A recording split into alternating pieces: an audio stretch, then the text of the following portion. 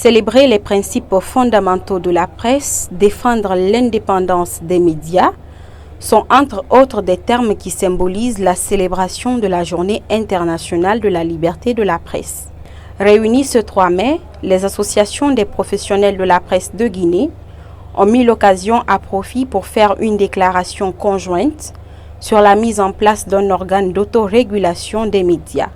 Dans un souci de mieux qualifier les journalistes et dans la quête de plus de responsabilité des journalistes pour une Guinée plus apaisée, les associations de presse ont décidé de créer l'organe guinéen d'autorégulation de la presse privée, l'OGAP. Cette instance d'autorégulation, qui sera un tribunal des pairs, complétera l'arsenal juridique existant. Par cet organe, nous avons l'espoir que les dérapages seront moindres en tout état de cause.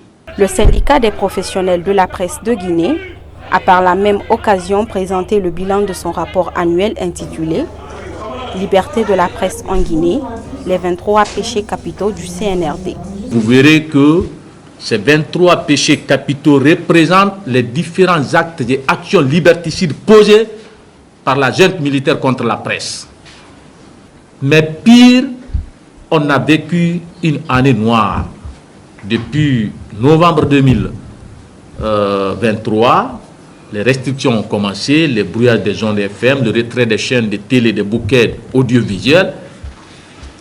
Conséquence, plus de 500 emplois détruits à Conakry et à l'intérieur du pays. Le secrétaire général du SPPG est revenu sur la situation de la signature de la convention collective, un document qui favorisera à coup sûr, s'il est adopté, l'amélioration des conditions de vie et de travail des journalistes.